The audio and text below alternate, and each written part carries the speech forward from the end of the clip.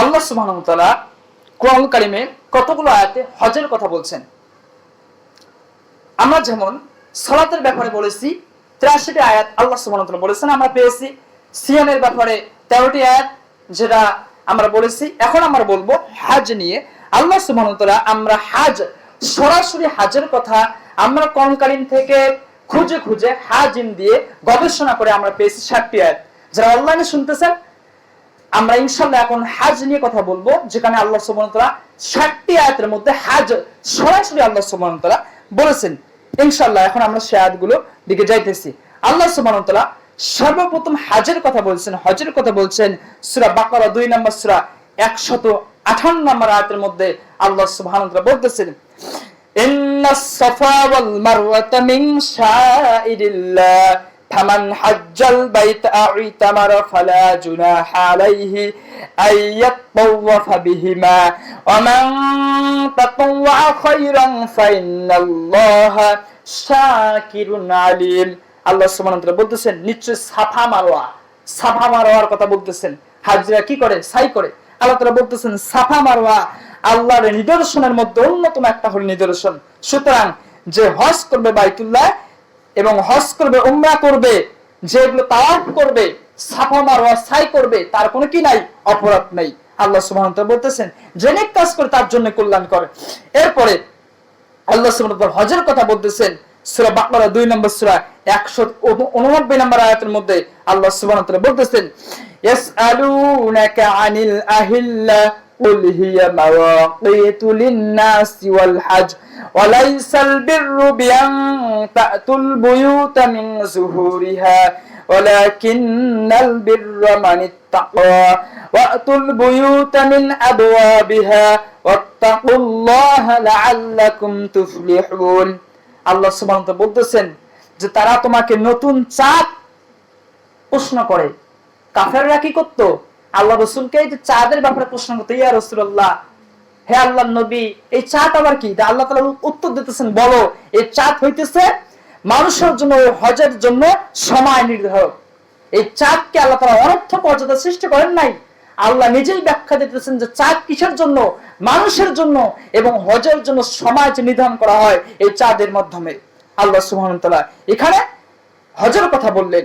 এরপরে আল্লাহ সুবহানাহু ওয়া তাআলা 2 নম্বর সূরা 196 নম্বর আয়াতের মধ্যে হজের কথা বলতেছেন। আল্লাহ পাক আদেশ দিতেছেন, ওয়া আতিমুল হাজ্জা ওয়াল উমরাতা লিল্লাহ।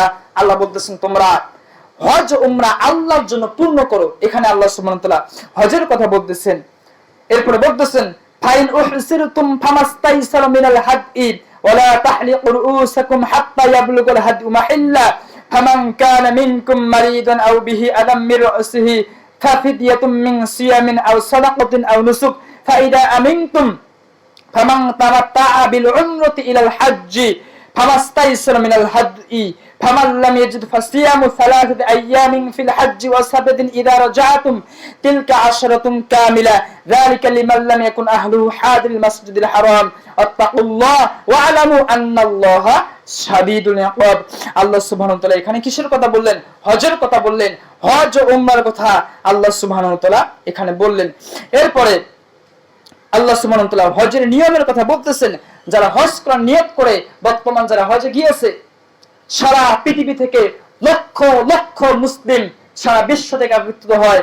আল্লাহ সুবহানাহু ওয়া তাআলা সেই হজের ব্যাপারে বলতেছেন সূরা বাকারা 2 নম্বর সূরা 197 নম্বর আয়াতের মধ্যে আল্লাহ সুবহানাহু ওয়া তাআলা বলতেছেন, আল হজ্জ আশহুরুম মা'লুমাত ফামান ফারাদা ফীহিন্নাল হজ্জ ফালা রাফাসা ওয়ালা ফুসুকা ওয়ালা জিদালা ফিল হজ।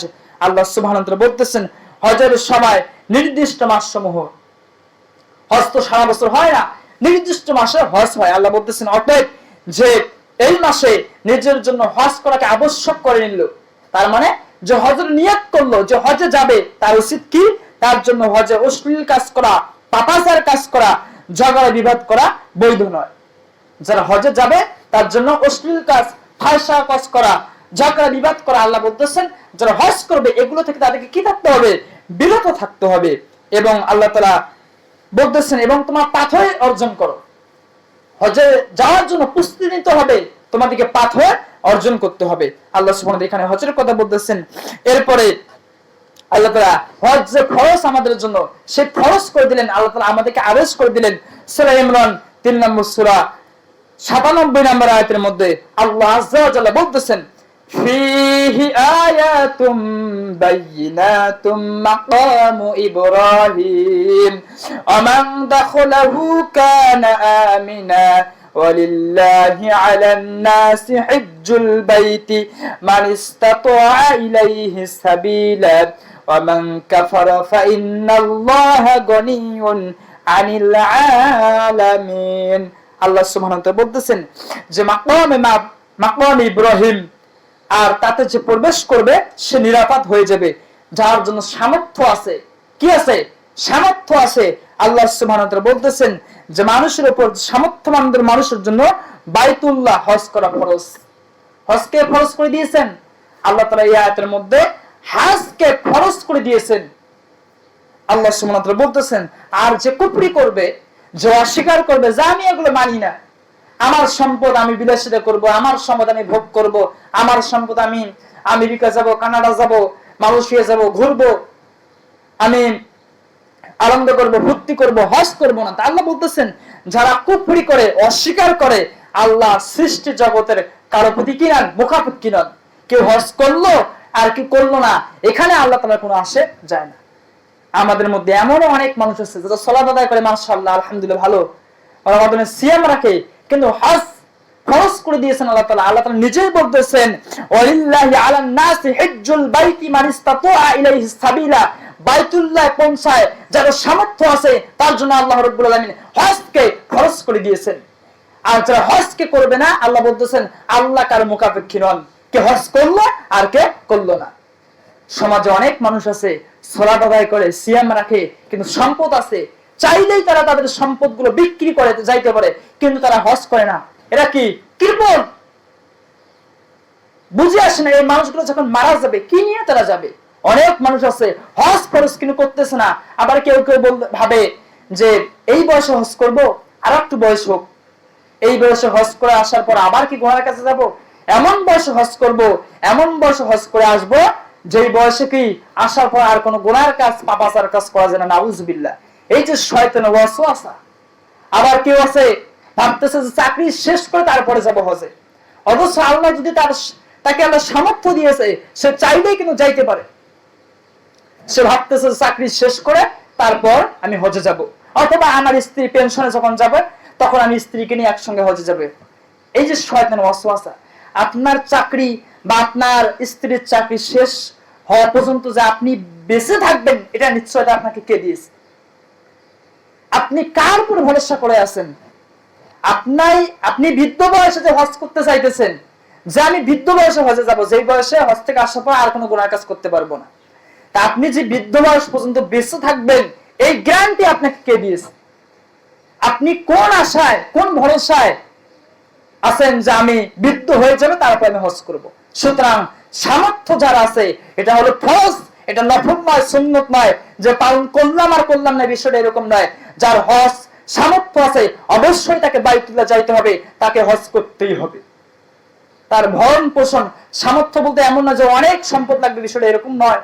তার ভরণ পোষণ, তার যতটুকু জরুরত, মৌলিক চাহিদা পূরণের পর যদি বাইতুল্লাহ যাওয়ার সামর্থ্য থাকে, অবশ্যই তাকে হজ করতে হবে। এটা আল্লাহ সুবহানাহু ওয়া তাআলা ফরজ করে দিয়েছেন। অনেক মানুষ ইমানদার, দিনদার, নামাজি দাবি করে, তাহাজ্জুদ পড়ে, কিন্তু তারা হজ করে না, বা তারা বৃদ্ধ বয়সে হজকে যাওয়ার নিয়ত করে। হজ করতে হবে, আল্লাহ আযজা ওয়া জাল্লা হজকে ফরজ করে দিয়েছে। তা আমরা বলতেছি যে আল্লাহ সুবহানাহু ওয়া তাআলা সরাসরি হজের কথা কতগুলো আয়াতের মধ্যে বলেছেন।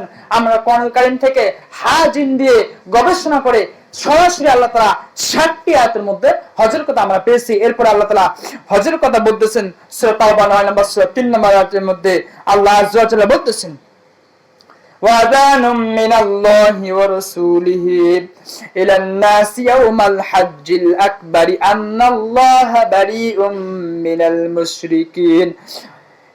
মুশরিকিন রাসূলু ফাইন তুবতুম ফাহুয়া খায়রুল লাকুম ওয়া ইন তাওয়াল্লাইতুম ফা'লামু আন্নাকুম গায়রু মু'জিজিল্লাহ ওয়াবাশশিরিল্লাযীনা কাফারু বিআযাবিন আলীম। আল্লাহ আযজা ওয়া জাল্লা হজের কথা বলতেছেন, আর মহান হজের দিন মানুষের প্রতি আল্লাহ তার রাসূলের পক্ষ থেকে এই ঘোষণা, নিশ্চয় আল্লাহ মুশরিকদের থেকে দায়মুক্ত এবং তার রাসূল। হজের দিন এই ঘোষণা হলো যে আল্লাহ সুবহানাহু ওয়া তাআলা মুশরিকদের থেকে দায়মুক্ত এবং তার রাসূল। অতএব যদি তোমরা তওবা করো তাহলে তা তোমাদের জন্য উত্তম, আর যদি তোমরা ফিরে যাও তাহলে জেনে রাখো তোমরা আল্লাহকে অক্ষম করতে পারবে না, আর যারা কুফরি করে তাদেরকে তুমি যন্ত্রণাদায়ক আযাবের শাস্তি দাও। আল্লাহ তাআলা সূরা তাওবার মধ্যে হজের কথা বলতেছেন। এরপর সর্বশেষ আল্লাহ সুবহানাহু ওয়া তাআলা হজের কথা বলেছেন, যে আয়াত পড়ে আমরা হজের আলোচনা শেষ করব।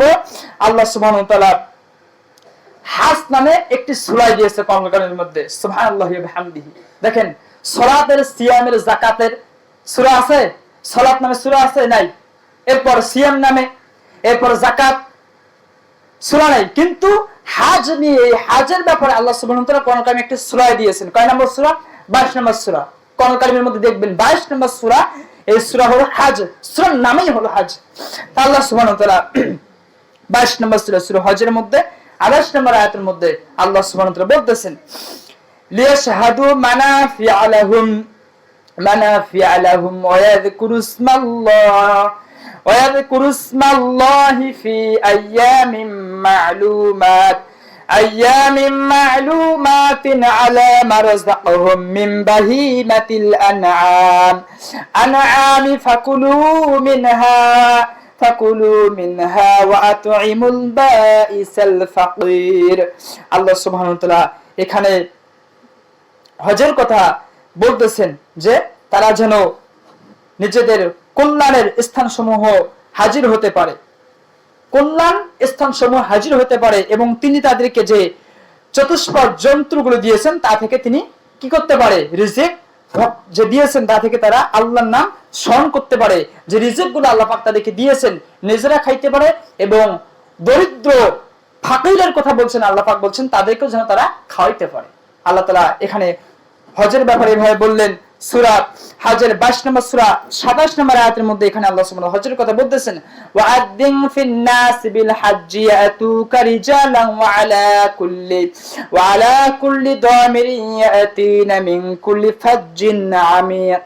আল্লাহ বলতেছেন, মানুষের নিকট এই হজের ঘোষণা করে দাও, তারা তোমার কাছে আসবে, হজ করতে আসবে পায়ে হেঁটে অথবা উটের পিঠের মধ্যে হজের মধ্যে আসবে। আল্লাহ সুবহানাহু ওয়া তাআলা হজের কথা বলতেছেন যে সবার মধ্যে হজের ঘোষণাকে ছড়িয়ে দাও, কেউ পায়ে হেঁটে, কেউ উটের পিঠে পিঠে এই হজ করতে আসবে।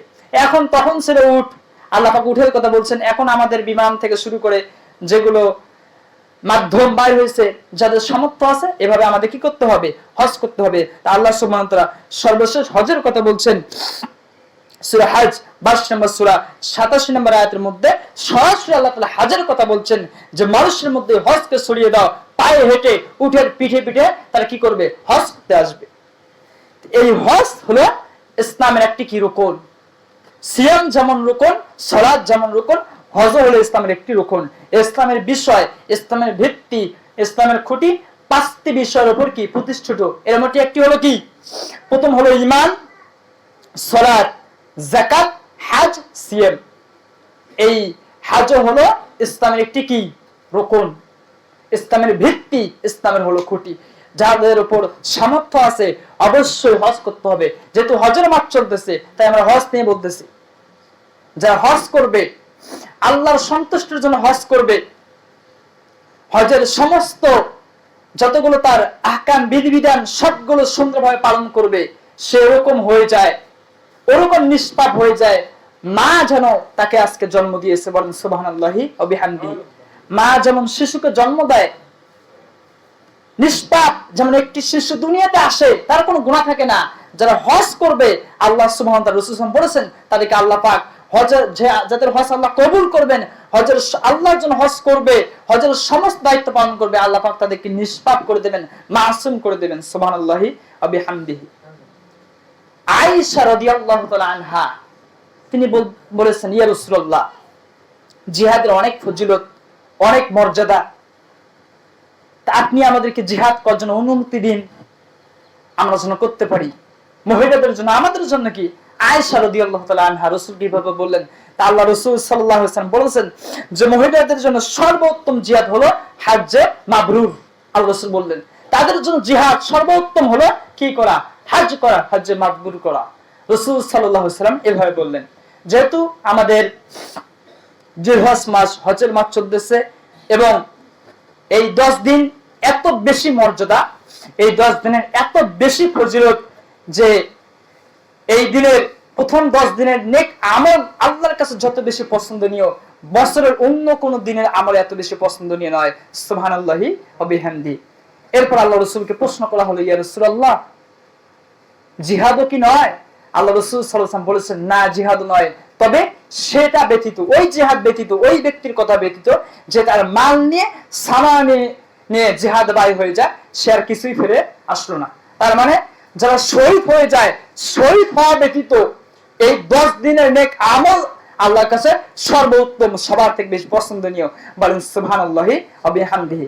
তা আমরা হজের কথা বললাম, আমরা পেয়েছি কোরআন কারিমে সরাসরি আল্লাহ তাআলা 7 বার হজের কথা আল্লাহ সুবহানাহু ওয়া তাআলা বলেছেন। যাদের সামর্থ্য আছে অবশ্যই হজ করতে হবে। বৃদ্ধ হয়ে হজ করব বা চাকরি শেষ করবে হজ করব, এগুলো হলো শয়তানের ওয়াসওয়াসা। মৃত্যু আমরা জানি না আমাদের কখন মৃত্যু হবে, এজন্য যাদের সামর্থ্য আছে অবশ্যই আমাদেরকে হজ করতে হবে। আল্লাহ সুবহানাহু ওয়া তাআলা যাদের সামর্থ্য আছে এবং যাদের আমাদের সামর্থ্য নাই, নিয়ত আছে, ইচ্ছা হয় যে আমরা হজে যাই, আমরা কাবা দেখি, জমজম দেখি, আল্লাহ তাআলার নিদর্শনগুলো দেখি, যেখানে আল্লাহ সুবহানাহু ওয়া তাআলা কোরআন কারীম নাযিল করেছেন, যেখানে আল্লাহ সুবহানাহু ওয়া তাআলা কত নিদর্শন রেখে দিয়েছেন মক্কা মদিনায়, জমজম থেকে শুরু করে, পাহাড় থেকে শুরু করে। যাদের ইচ্ছা হয়, আমাদের যাদের সামর্থ্য নেই, আমরা নিয়ত করি আল্লাহ আযজা ওয়া জাল্লা আমাদেরকে হজ করার, সবাইকে আপনি সেই তৌফিক দান করেন সবাই আল্লাহুম্মা আমিন। যারা অনলাইনে শুনতেছেন সবার মধ্যে আমাদের আলোচনাগুলো শেয়ার করে দিন। আল্লাহ সুবহানাহু ওয়া তাআলা আমাদেরকে কবুল করেন। আল্লাহুম্মা আমিন।